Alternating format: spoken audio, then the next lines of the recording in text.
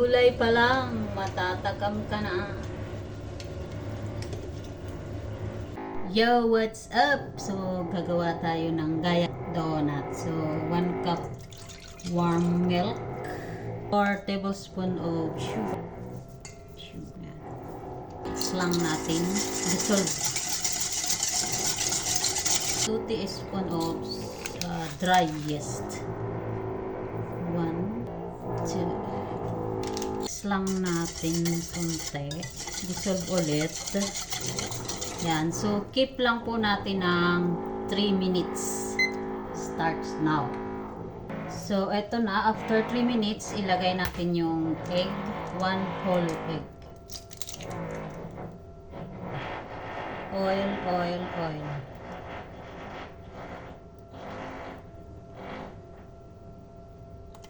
Mix ulit natin. Mix, mix, mix, mix.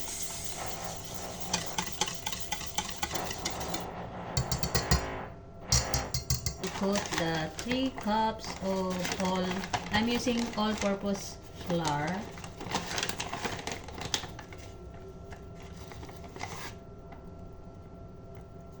One, 2, 3. Half teaspoon of salt. Pang balanse. Mix lang natin.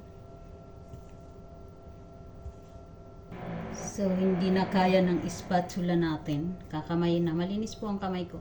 Atin na pong kamayin. Yan. Kasi kailangan ma-mix natin to ng todo-todo. Todo-todo.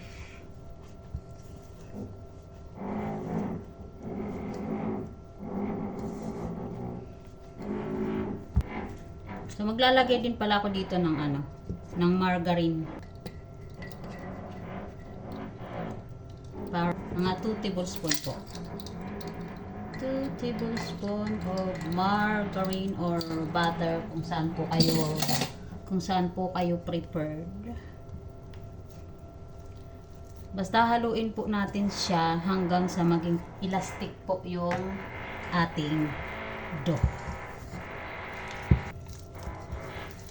Sunod na yata natin i-transfer din.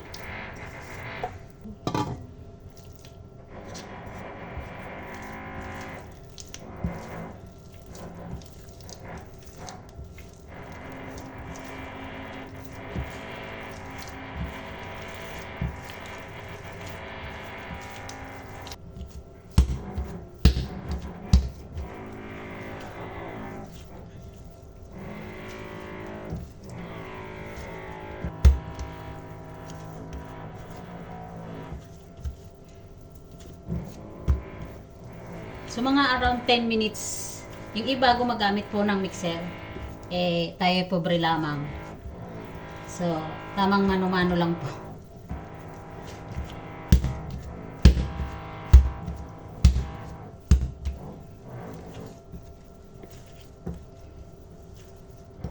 Lapit na.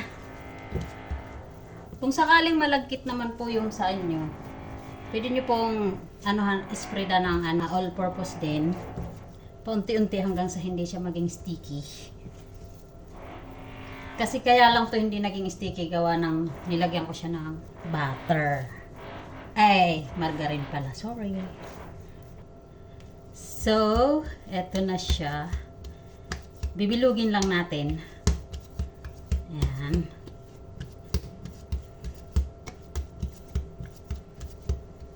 Diba? Bilog-balog. Yung sa kaninang pinagmasahan natin, pinaghaluan, lagyan lang natin ng oil. Yun ang hugasan. So, ito, bibilugin lang natin dito, ilalagay.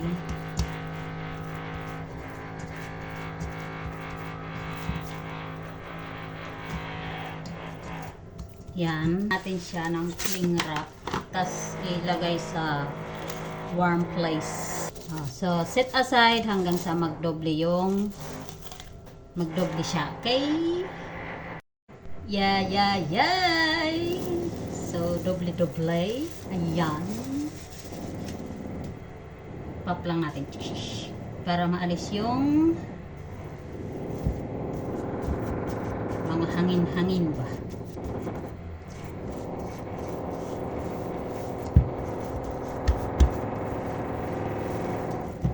O, diba? Nadoble na po.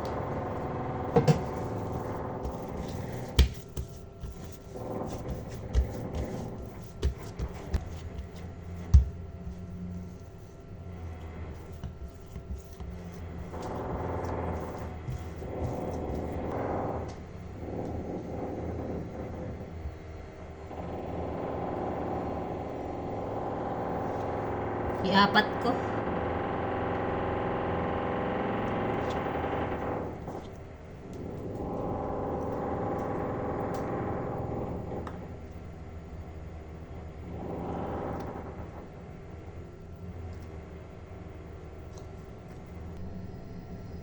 So, ito na. Hinati-hati ko lang tansyahan. Wala tayong timbangan eh. So, babalutin natin para maiwasan yung maging dry siya. Cling wrap lang naman pambabalot natin. Kung may tela kayo na malinis na pwede din. Yan. So, may cheese ako dito. Para sa ilalagay nating palaman.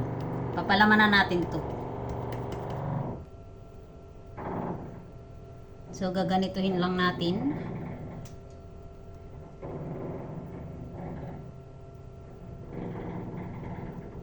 Then, form our circle pala, circle. Ayan, circle. Ayan. Then, ilagay natin sa tray na dinastingan ko na po ito. So, ganito lang.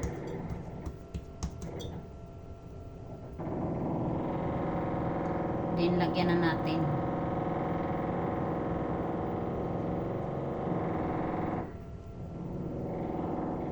So, pwede pong walang palaman ito ha. Optional.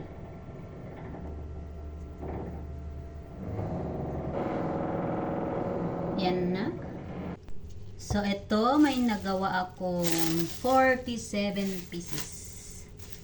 So, atin lang pong takpan at ipahinga natin ng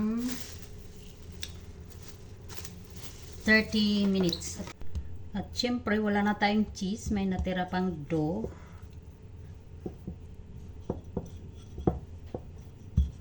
Ganito lang yan.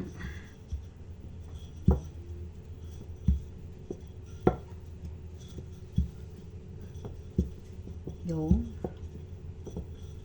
So, lapat na. Meron akong mangkok. Wala kasi akong hulmahan niya mismo.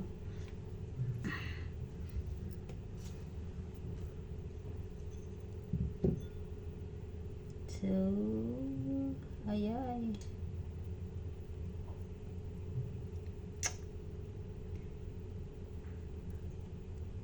Yun, okay na yan. Bilog.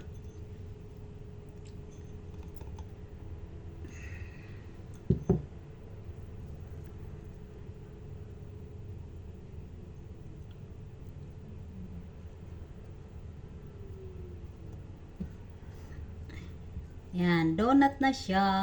So, set aside lang natin. Siyempre, gawa ulit tayong bilog.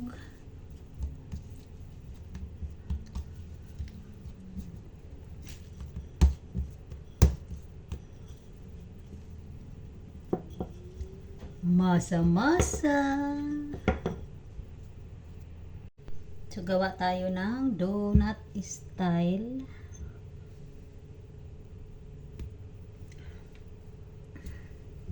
Ang hirap kasi hindi siya ganun katalim.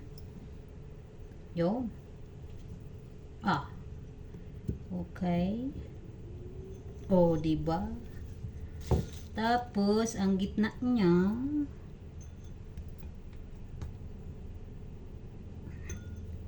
yun, A4.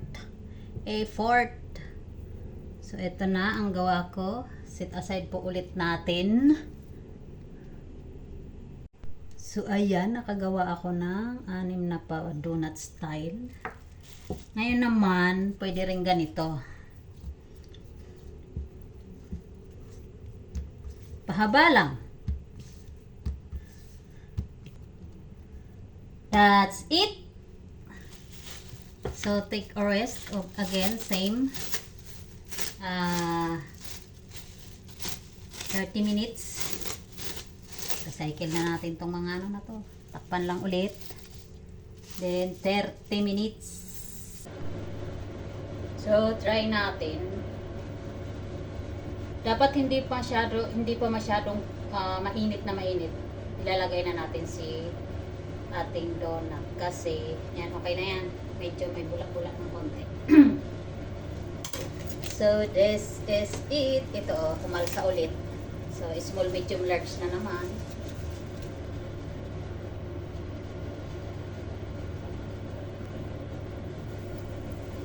So, sa mahinang apoy ha.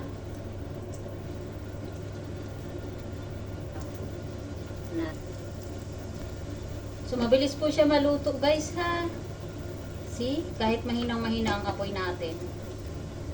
Yan. So, pag ganito na golden brown na siya, okay na siya.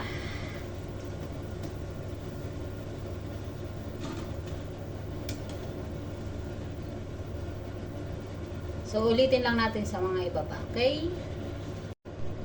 So, itesting naman natin yung donut style natin. At saka yung pahaba. O, diba? Lagyan na natin ng balls. Yan. So, this is it. O, tingnan nyo naman. Ang ganda ng kulay. Kulay pa lang. Matatakam ka na.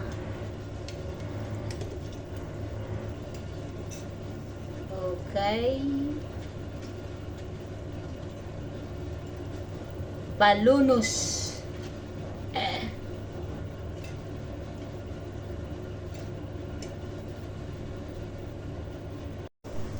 So, sintensyahan na natin.